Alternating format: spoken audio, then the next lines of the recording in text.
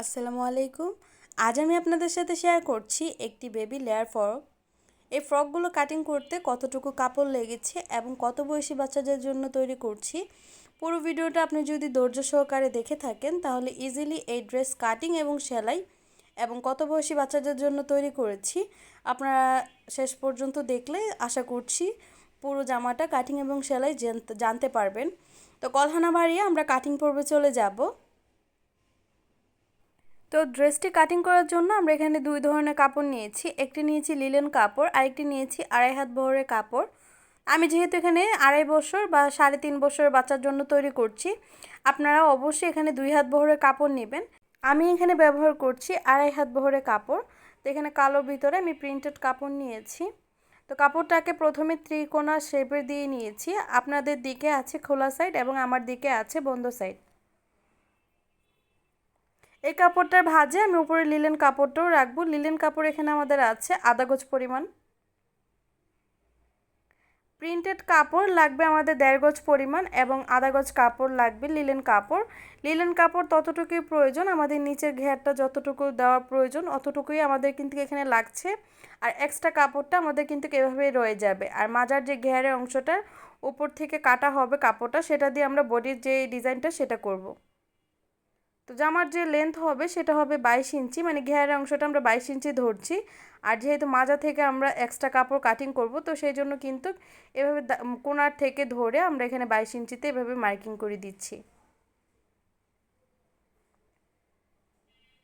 তো এখন আমি দাগ অনুযায়ী কাটিং করে নিচ্ছি। ব্যাক পার্ট এবং ফ্রন্ট পার্ট সেমভাবে কাটিং করব। তো ব্যাক দিকে থাকবে আমাদের প্রিন্টেড কাপড়ের, আর সামনের দিকে এই লিলেন কাপড়টার উপরেই আমাদের প্রিন্টেড কাপড়টা পড়বে।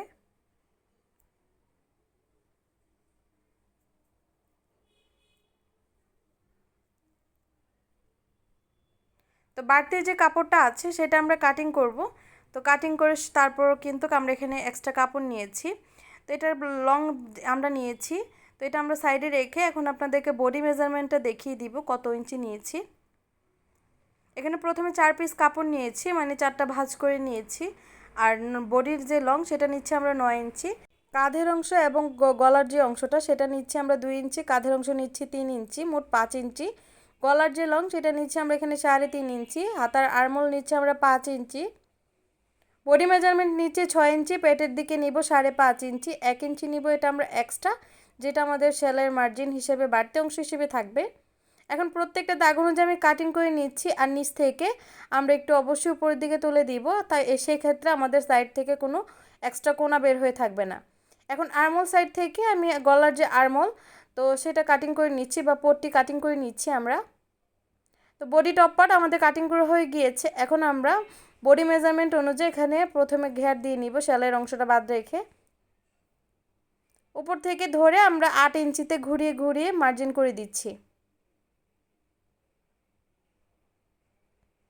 সামনে এবং পিছনে আমরা সেমভাবে 8 ইঞ্চিতে কিন্তু ঘুরিয়ে কাটিং করে নিয়েছি। এখন আমাদের কাজ হচ্ছে নিচে ঘেরের অংশটা। তো উপরে নিচে ঘেরের অংশ যে উপরের অংশটা দিব আমরা লেয়ার কুচি, তো সেটার জন্য এখানে 2 ফোল্ড কাপড় নিয়েছি। এটা 2.5 হাত বহরের কাপড়ে 2 ভাঁজ নিয়েছি আমরা কাপড়টা। এখন নিচে ঘেরের অংশ বরাবর আমরা যে দিক থেকে লেয়ারগুলো জয়েনিং করব, মানে খোলা সাইডের অংশ থেকে মেজারমেন্ট নিচ্ছি। এবার মেজারমেন্ট নেওয়ার পর এখানে কিন্তু 15 ইঞ্চি আছে। এখান থেকে প্রায় আমরা 2 ইঞ্চির মতো রেখে একদম ওই যে কর্নার পর্যন্ত সেখান থেকে আবার কাটিং করে আমরা এই মাঝ বরাবর চলে আসব। পরবর্তীতে কিন্তু এই মাঝখানে কাপড় জয়েন অংশটা আমরা কাটিং করে নিব। যেহেতু এই সাইড থেকে সেলাইয়ের অংশটা জয়েনিং হবে, আপনাদেরকে একটু অল্পের ভিতরে বুঝিয়ে দিচ্ছি কাপড়গুলো কিভাবে থাকবে। তারপর যেহেতু আপনাদের সেলাইয়ের সময় আমরা ডিটেলস আরও দেখিয়ে দিব। এভাবে আমাদের কুচিগুলো পড়বে। এখন যে ঘেরের অংশটা কাটার পর আমাদের এখানে কাপড়টা বেঁচে গিয়েছে, সেটাকে আমরা আড়াআড়িভাবে এভাবে নিয়ে হাতা কাটিং করে নিব। তো এই হাতাটা আমরা যেহেতু 2 পার্ট আছে, তো এখানে এক্সট্রা বেশি কোনো ঝামেলা নেই, সুন্দর করে কাটিং করে নিয়েছি। এখন আমরা সেলাইয়ের পর্বতে চলে যাচ্ছি। তো সেলাই করার জন্য এখন আমার কাজ হচ্ছে নিচের ঘেরের অংশ বা হাতার অংশগুলো আগে থেকে কমপ্লিট করে নেওয়া। এই মাঝের ঘেরের অংশটাতে আমরা ডিজাইন করব। এই যে হাতার অংশটা আমাদের কিন্তু এনাফ পরিমাণ কিন্তু হাতার ঘের এসেছে। তো এখন এটা কিভাবে আপনারা ঢেউ তোলাতে পারবেন সেটা আপনাদেরকে ডিটেলসে দেখিয়ে দিব।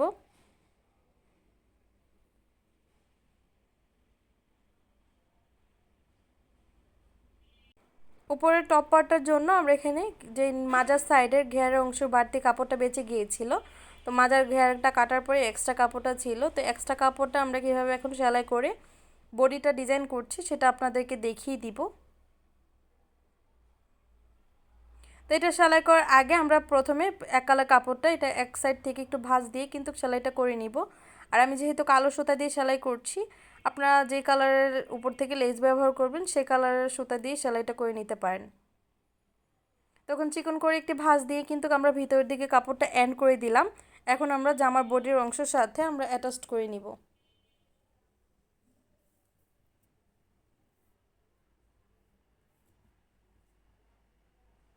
যেহেতু এটা বেশি নড়াচড়া না খায়, তো সেই ক্ষেত্রে কিন্তু অবশ্যই পিন দিয়ে আপনারা আটকে নিতে পারেন, সেক্ষেত্রে আরও সুবিধা হবে। আর না হলে এভাবে কিন্তু নিচ থেকে কভার আপ করে দিতে পারেন।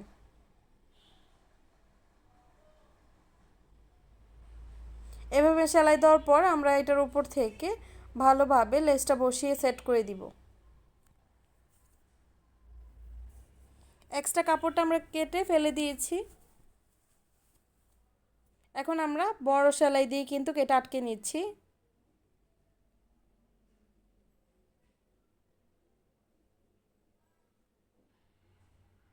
এখন লেসটা আমরা লাগানো পুরোটাতে কিন্তু কমপ্লিট হয়ে গিয়েছে।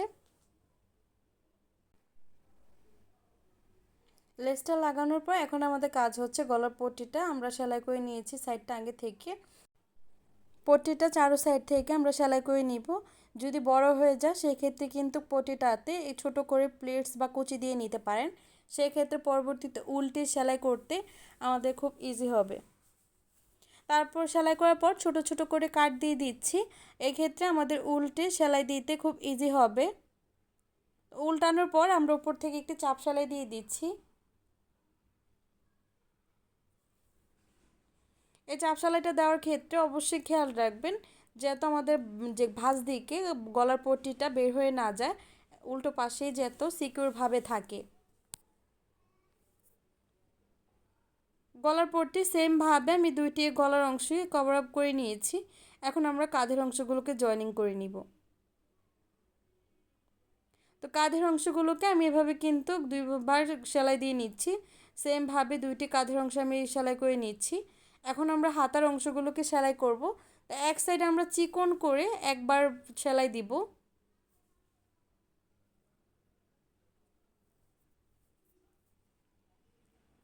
তো এভাবে সেলাই দেওয়ার পর আমরা আবার কাপড়টিকে আরেকটি ভাঁজ দিয়ে কিন্তু সেলাই দিব।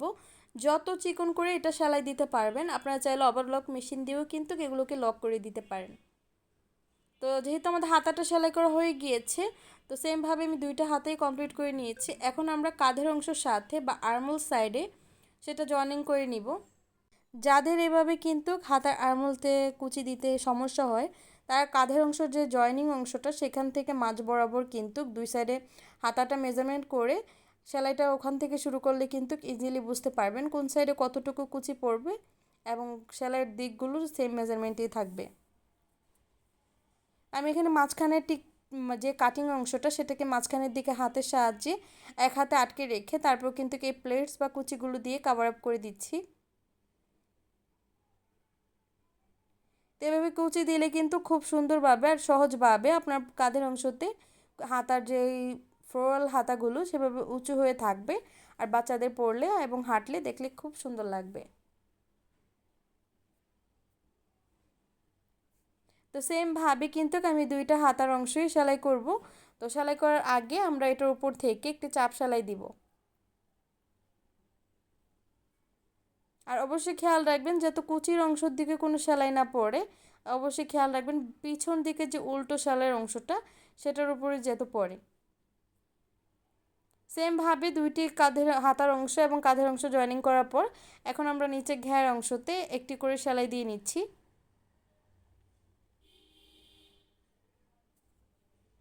যেহেতু পিছন পার্ট একদম সেম এটার মতোই যাবে, প্লেন এবং আমরা আরেকটি ভাঁজ দিয়ে নিব। এই সেমভাবে ব্যাক পার্টও আমরা সেলাই করে নিব।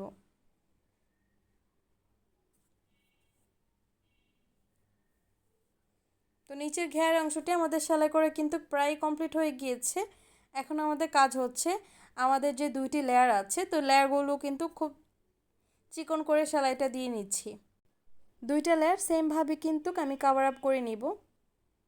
তো কর্নার দিকগুলো এসে কিন্তু আমি ছোট্ট করে কাট দিয়ে নিয়েছি। সেক্ষেত্রে আমাদের যে ঘেরগুলো, তো সেগুলো কিন্তু ঢেউ ঢেউ হয়ে থাকবে। অবশ্যই এখনই দেখতে পাচ্ছেন হালকা করে কিন্তু ঢেউ ঢেউ খেয়ে যাচ্ছে। তো আরেকটি ভাঁজ দিলে কিন্তু বড় বড় করে ঢেউ খাবে। তো এইভাবে ঢেউ দেওয়ার পর আমরা এখন এই মাজার যে জয়েনিংটা হবে সেখানে বড় সেলাই দিয়ে দিচ্ছি। আমার কাছে এটাই সুবিধা মনে হয়েছে। আপনারা চাইলে জামাটা সেলাই করে তারপর কিন্তু একটা সুতা টান দিয়ে কিন্তু এভাবে কিন্তু যে কুচিটা সেটা তৈরি করে নিতে পারবেন। আমি কিন্তু একটি হাতে যেই সুতাটা টান দিয়ে ধরে রেখে কিন্তু হাতের সাহায্যে এভাবে কুচিগুলো তৈরি করে নিচ্ছি। তো সেমভাবে আমি আরেকটি সাইডের ঘেরার অংশটাও কিন্তু কুচি দিয়ে নিব। তো এই দিকটা কুচি দেওয়ার আগে আমরা সাইডের অংশগুলোকে নিচ থেকে জয়েনিং করে নিচ্ছি, যাতে আমাদের পরবর্তীতে 19-20 না হয়ে যায়।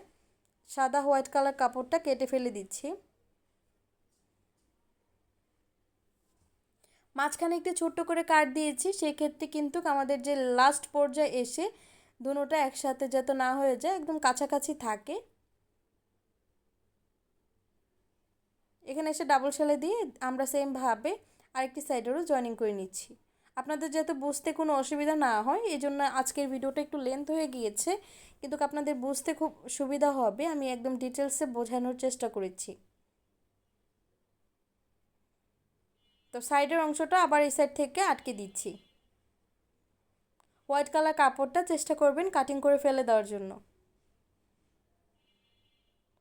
তো যেহেতু আমাদের কাপড়টা সেলাই করা হয়ে গিয়েছে, এক্সট্রা সুতাগুলো আমি টান দিয়ে বের করে নিয়েছি। এখন মাঝ বরাবর থেকে আমাদের টপ পার্টটা জয়েনিং করে নিচ্ছি। সেমভাবে আরেকটি সাইড থেকেও আমরা উপর টপ পার্টটাকে ভালোভাবে সিকিউর করে আটকে নিচ্ছি।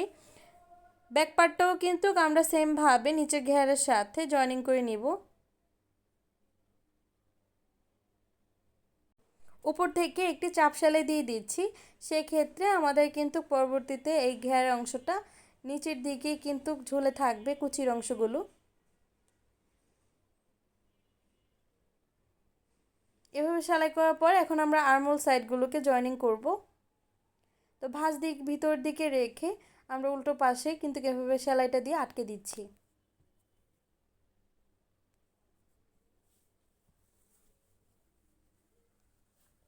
সেমভাবে আরেকটি বডির অংশ তো আমরা কিন্তু সেলাই দিয়ে নিচ্ছি। আপনারা চাইলে এই পর্যায়ে এখানে কিন্তু বেল্ট ব্যবহার করতে পারেন ভিতর দিক দিয়ে বা ফিতা।